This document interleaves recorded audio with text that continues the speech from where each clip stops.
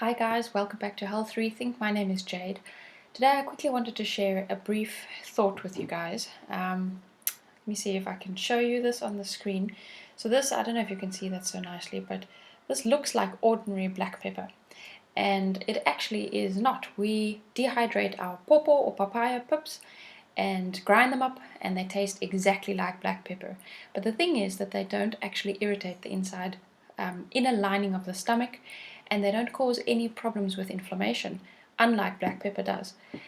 The reason why I wanted to share this with you today is because I briefly wanted to talk to you about flavoring and spicing your foods.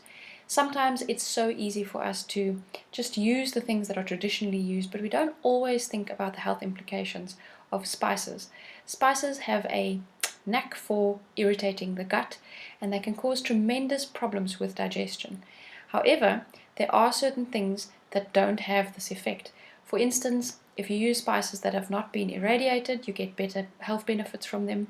If you use flavoring for your food that is not irritating to the gut lining, that is always the best option as well, because you know your stomach and your intestines have a job to do. They're supposed to draw the nutrients out of your food into your bloodstream. And if there's inflammation in the gut, your body really cannot utilize the nutrients from your food. So a brief mention on this. Research before you add flavoring and spices to your food. Certain things can cause severe irritation, like black pepper, for instance. Severely spiced foods are typically very irritating to the gut. And then there are other things like turmeric, for instance, which is so beneficial, has loads of anti-inflammatories or anti-inflammatory properties and many antioxidants, and it's a great way to flavor your food. Now, I should briefly mention here that much of our flavoring in the food also comes from oil. But when we add oils to our food, especially if we heat them, and if we add oil in the beginning of the cooking process, with that oil cooking and heating throughout the cooking process, that causes a tremendous amount of inflammation inside the body as well. We're going to do some other videos where we talk a little bit more about heating oils and the problem with that. But in the context of talking about flavoring food, one of the hints I want to share with you is that you can cook your food without adding any oil.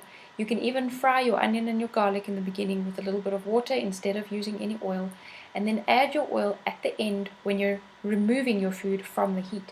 That way your oils do not change chemically and they don't become toxic like oils typically do when they get heated.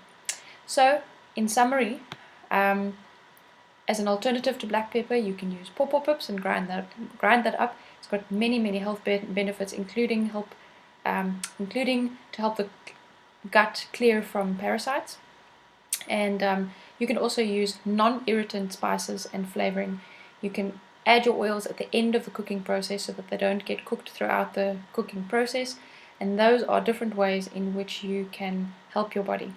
Now, I want to briefly also mention that for those of you who are in our area, we're currently based in State Level, and for those of you who are in our area, we do stock some of the basics. We stock non-irritant spices. We are trying to build up a bit of a stock of the pawpaw pepper, and we have some other dry goods such as legumes and various kinds of whole grains and other whole foods.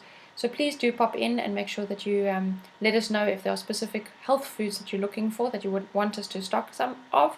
And yeah, if you have other questions about how you can keep your health in optimal condition, remembering that the kitchen is probably the most important headquarters of our health. If you have more questions about that, let us know and share them with us. You can comment in the video below or contact us directly, and we'd be happy to answer some more of your questions. We're looking forward to making some more videos where we answer some of the basic practical questions about how we can renovate our health and kind of rethink the way that we think about health and the way that we approach our lifestyle and the way that we live for optimal health.